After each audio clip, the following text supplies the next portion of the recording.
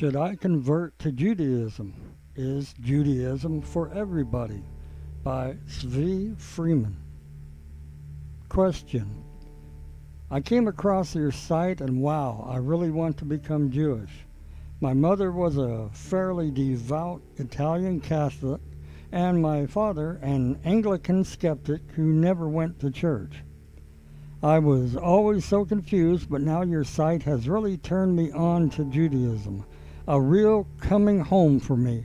What's my next step? Response. Your next step is to become a better person, develop greater faith in your soul, in your destiny, and in your Maker. Do more good, reach out to more people, learn more wisdom, apply whatever you learn, and make life worth living. But you don't need to become Jewish to do any of that. Plenty of wonderful people doing beautiful things in the world are not Jewish, and God is nonetheless pleased with them. And if you're worried about going to heaven, Jewish belief is that all good people have a share in the world to come, as long as they connect their lives to the oneness of God and keep the 7 laws of Noah. You see, there's Judaism and then there's Jewishness, and the two are not one and the same.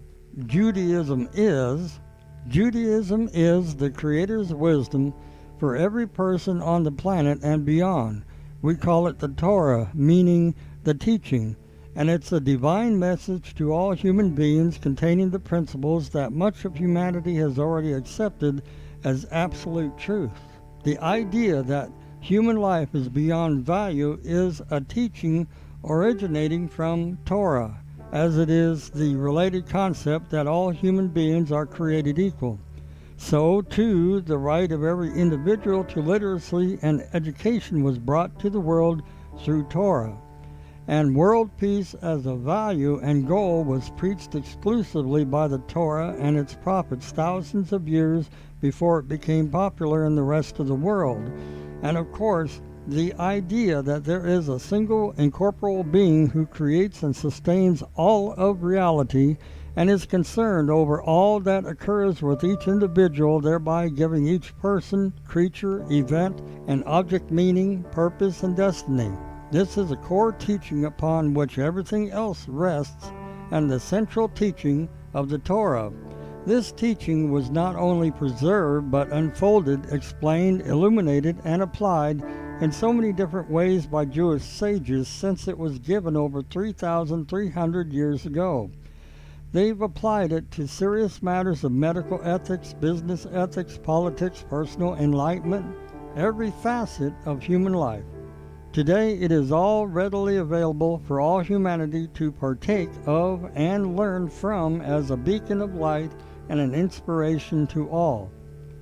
Jewishness is, that's Judaism. Then there is Jewishness. To be Jewish means to belong to an ancient tribe either by birth or by adoption, aka conversion. It's a strange and unique tribe because it is the only one to have survived into modernity while retaining most of the characteristics of a Bronze Age tribe. Anthropologist Jared Diamond describes in his book Guns, Germs, and Steel how a New Guinea tribesman, when visiting a nearby village of the tribe, will immediately start the conversation with an investigation of, "So, who are you related to? Do you know so-and-so?" to establish tribal relations. Well, that's exactly what Jewish people do today when they meet one another all over the world, because whether living in Manhattan or Joburg, Tel Aviv, or Vladivostok, we are still all one tribe, and for good reason, to preserve the teachings of an ageless God, Torah, and for good reason, to preserve the teachings of an ageless, God-given Torah for the world. The Jewish people themselves need to be ageless, remaining outside of time, as it were, even while traveling within it. Tribes have rituals, so do Jews. Many Jewish tribal rituals were divinely ordained by the Torah as it was given to us in Mount Sinai. Others are based upon those rituals, embellishing or enhancing them, but they are tribal rituals nonetheless, in that they are specific to the Jewish tribe.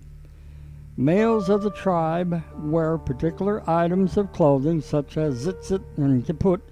Women keep a certain mode of modest dress, and married women cover their hair. Men also wrap their boxes containing parchment scrolls on the heads and arms every morning, while robed in woolen sheets with more of those tzitzit tassels. In our services, we chant ancient Hebrew and read from an ancient scroll. We have holidays that commemorate our tribal memories and establish our identity as a whole. Certain foods are taboo and other foods are supervised and declared fit for the tribe.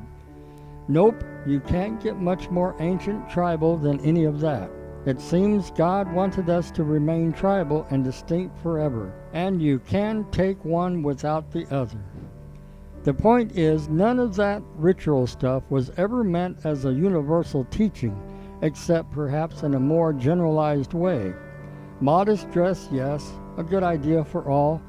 Why should the human being be reduced to a body icon? A chat with your maker every morning? How can a human being do without it? And injecting some spirituality into your food consumption? What a great way to transcend the mundane. But as to the particular rituals in their Jewish form, as meaningful as they are to us, there's simply no meaning in someone outside the tribe taking them on.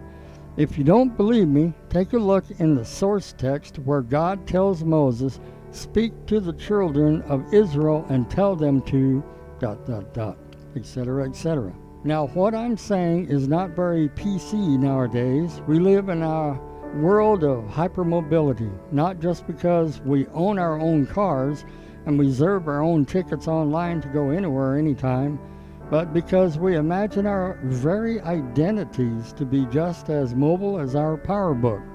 Pick me up and take me anywhere. Today I'm a capitalist entrepreneur, tomorrow an Inuit activist, and the next day a Californian bohemian.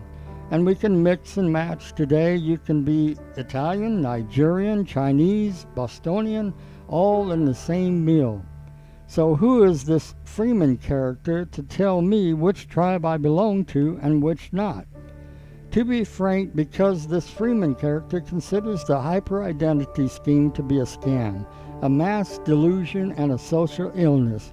You can switch your clothes, your eating habits, your friends, your social demeanor, your perspective on life, and maybe you can even switch to a Mac. But God decides who you are, and the best you can do is discover it. Two friends of mine joined the Peace Corps back in the 60s and were posted in Southeast Asia. Together they visited a little-known guru in the jungle to whom they announced, "We want to become Buddhist." "Well, what are you now?" he asked them. "Nothing," they replied. "Where did you come from? What were your parents?" "They were Jews." "So why are you coming to me?" he asked. "Go and be Jews." Now it's my turn to return the favor and tell the Southeast Asians, the Italians, the Nigerians, the Inuits, and all the rest of the humanity this little piece. I believe that what God wants from each person is that he or she examine the heritage of his ancestors, discover the truths hidden there, and live in accordance with them, knowing that this is what his Creator wants from her or him.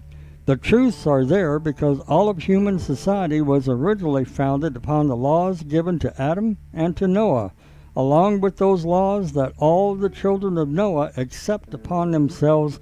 These truths are found by examining one's heritage through the light of Torah.